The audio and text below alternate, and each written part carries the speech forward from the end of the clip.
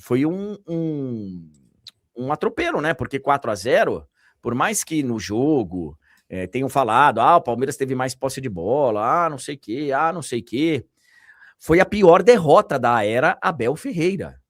Pior derrota. O Abel já tinha tomado 4 gols, mas já tinha feito 2, já tinha feito 3, ele tomou 4-2, ele tomou 4-3, nem 4-1 tinha tomado, e tomou 4-0. E se a gente for analisar e ver a escalação do time, né, ô Piero, muita gente pode analisar, André, é pré-temporada. Sim, é pré-temporada. André, foi um time reserva. Não, não foi um time reserva. André, mas foi um time só ali com alguns titulares. Também não. Tinham vários jogadores do time que a gente considera titular do time do Palmeiras ontem em campo. E o desempenho foi muito abaixo, muito abaixo. E vamos ouvir o Abel falando sobre a derrota aí. Última vez que o Palmeiras tinha tomado uma goleada por 4 gols de diferença, dá uma olhadinha, ó. Última vez que o Palmeiras tomou 4 na goleada,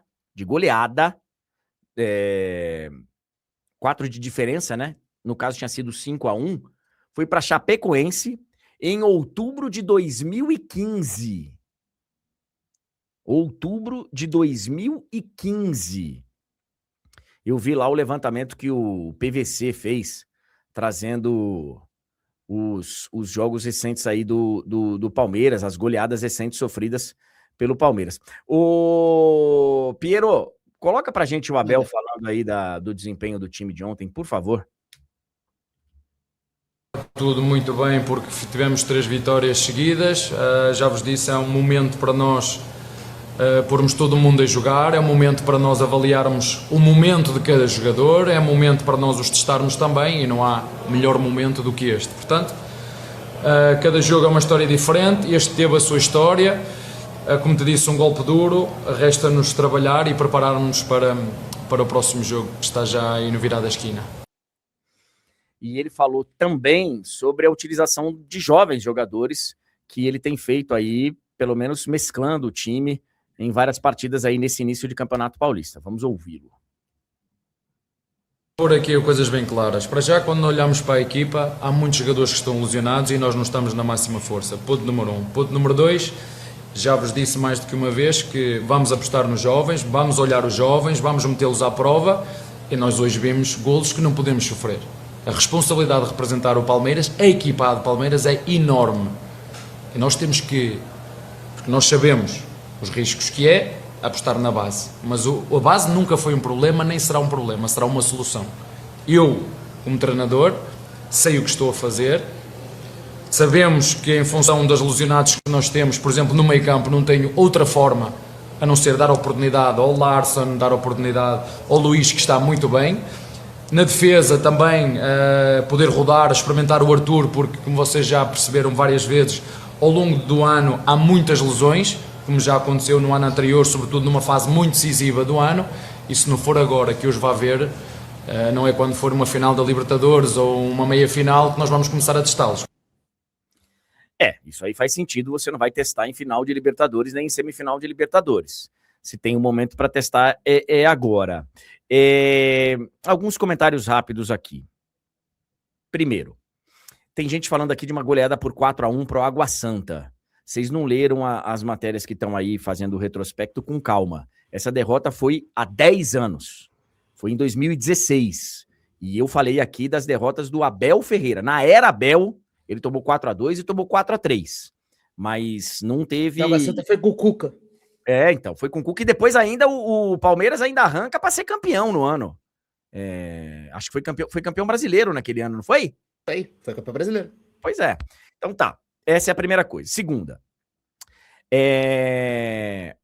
eu vi alguns comentários, li e vi alguns comentários aí falando da postura do Abel na entrevista, que ele teria jogado a responsa nos atletas. Assim, eu vi a entrevista do Abel Ferreira e ouvi com atenção. Ele poderia ter sido mais claro ao falar que ele também é responsável? Poderia. Ele poderia ter falado com todas as letras. Eu sou o principal responsável e tal, que ele não falou. Mas eu não vi em nenhum momento ele se esquivar e falar, ó, ele fala do desempenho do time, claro, porque o desempenho é em campo e, né, ele fala de falhas individuais, que aí realmente não tem como ele... Mas ele, em vários momentos, ele fala nós, em vários. Então, assim, eu não tive essa interpretação que ele jogou a galera no fogo. Ele poderia ter sido mais claro? Poderia. E a gente sabe como é que é o Abel, né? O Abel sempre terceiriza muito a responsabilidade. Mas ontem, justiça seja feita, eu não achei que ele fez isso. Não achei. Ele explica de uma maneira bem coerente, bem justa, porque a gente tá vendo isso acontecer com vários times, que é um reinício de temporada. Agora, é um reinício de temporada para todo mundo. Para todo mundo. Então, assim, ele já está sendo muito cobrado, muito cobrado. Eu vi aí vários influencers. Ó, não dá mais, não dá mais, não dá mais. Eu sei que é algo que vem da temporada passada, que vem talvez até da temporada retrasada. Eu sei que é. Mas a gente está reiniciando uma temporada, Piero, e eu acho assim, ó. Você tem até imagens aí das pichações, né? Tenho, vou colocar. Pode mostrar aí pra gente, por favor, e depois eu vou pedir a declaração do Piquerez também, pra gente encerrar esse assunto e falar de Champions. Olha lá, ó. Abel, acabou a magia. Tem alguma coisa ali de roubar, que eu não planejo. Cadê o time sem vergonha? Planejamento. Leila, seu negócio. Ixi. Assim, ó. Seu negócio é roubar? A Leila rouba?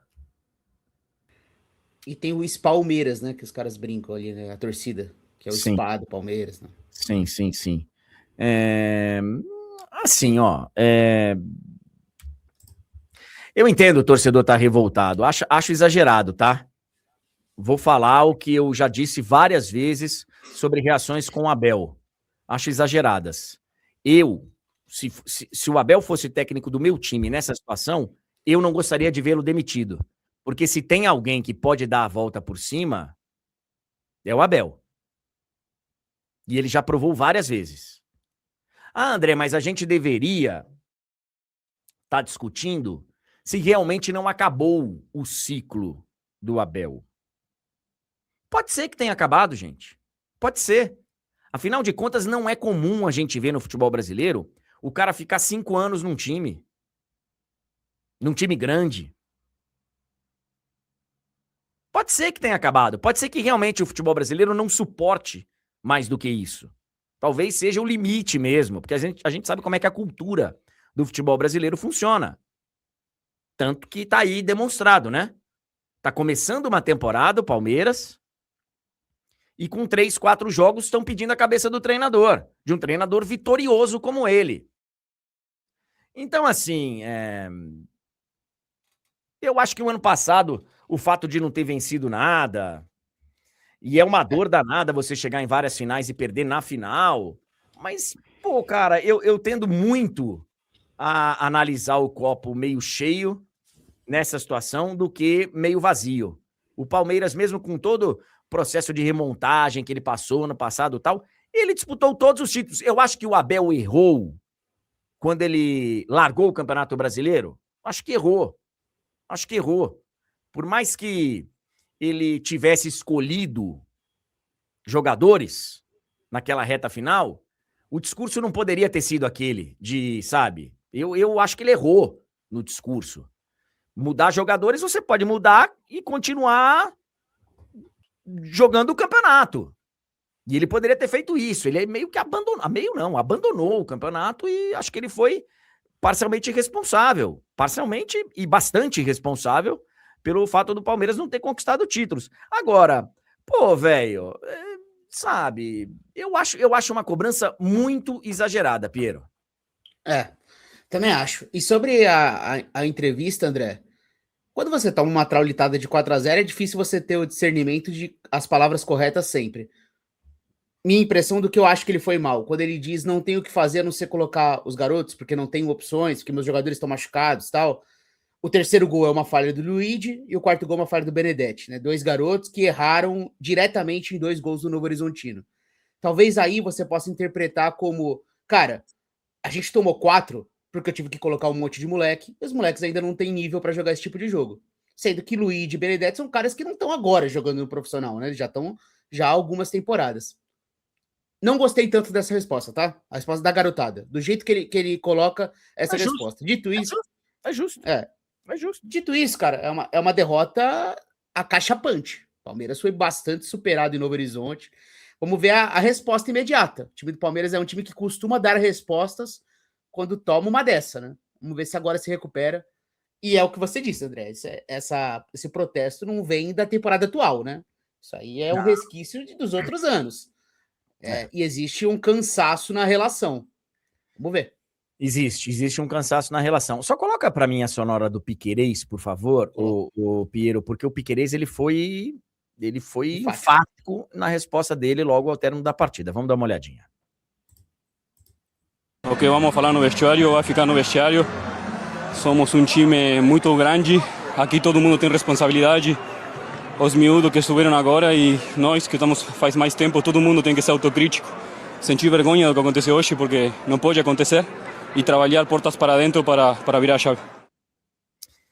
É uma vergonha e, segundo as palavras do próprio Piquerez, esse resultado lá em Novo Horizonte. E assim, nesse Campeonato Paulista, é a primeira edição desse campeonato, tá, gente? Nesse formato. A gente imaginava que teria muita pressão. Eu, aliás, falei lá atrás que eu imaginava que, inclusive, grandes teriam problemas para se classificar, porque os grandes jogam contra todos os grandes, mas os times do pote de baixo, eles jogam contra um do pote de cima. Tem ali um balanço na hora de você ver os confrontos.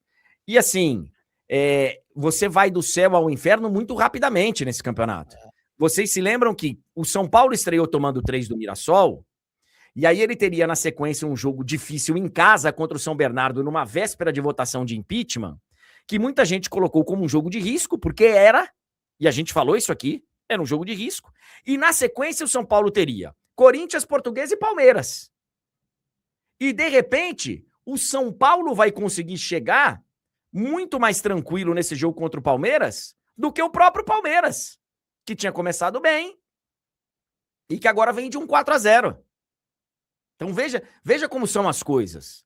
E tudo isso virou muito rapidamente, porque gente, do primeiro jogo do Paulistão até metade dessa fase de liga aí, dessa fase de classificação, foram 12 dias. O campeonato começa no dia 10 e ele termina na quinta-feira, dia 22, amanhã. Essa metade que eu tô falando. Aí ele vai passar a ser só nos finais de semana, porque aí começa o brasileiro e tal, e aí os times vão ter um pouquinho mais de tempo.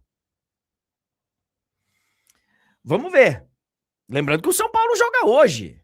Se o São Paulo não ganha da Portuguesa, também já chega no clássico. E o clássico que a gente tá falando é o clássico de sábado na Arena Barueri. E quarta-feira começa o brasileiro. Palmeiras e São Paulo. E aí na quarta-feira começa o Campeonato Brasileiro. Então, é uma loucura. Agora, tem responsabilidade? Evidente que tem, o Abel. O trabalho do ano passado, de repente, poderia ter sido um pouquinho melhor? Muito provavelmente. Agora, é um exagero você, nesse momento, tá cobrando dessa forma alguém que te deu tantos títulos e já deu tantas reviravoltas? Eu acho. Mas é uma opinião humilde aqui, que pode ter discordância sem o menor problema. Todo mundo é livre para ter a sua própria opinião.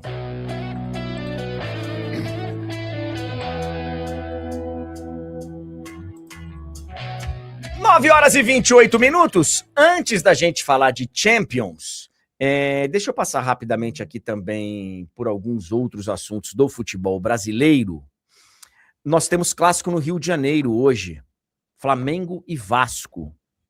E a programação, né, Piero, de tudo que a gente está lendo lá do Rio de Janeiro e vendo nas informações da Munique, a programação do Flamengo era continuar jogando com o time sub-20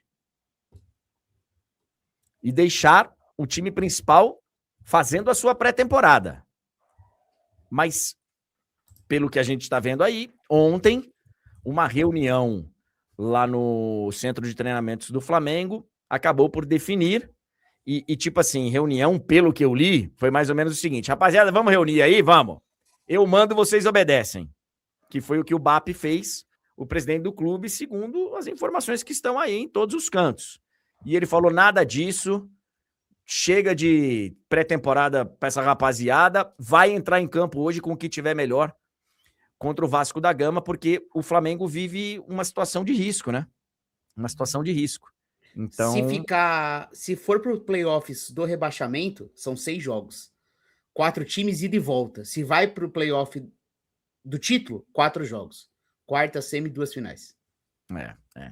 Então, o Fla deve ter um time principal, algo que a gente também leu por aí, não agradou os jogadores que estavam com uma programação, seria uma semana inteira de treino, mas com essa ameaça aí de ficar para um quadrangular para evitar rebaixamento, vai o time do Flamengo completo. Do lado do Vasco, o Ryan realmente não deve jogar, porque, ao que tudo indica, realmente ele está negociado com o Bournemouth. E vai... Até o Fabrício Romano, né? Já informou que o Ryan tá indo pro... Here we go. Bournemouth. Hã? Soltou o here we go. Here we go. Boa. Então, realmente, o Ryan tá indo lá para o... Bournemouth. Certo?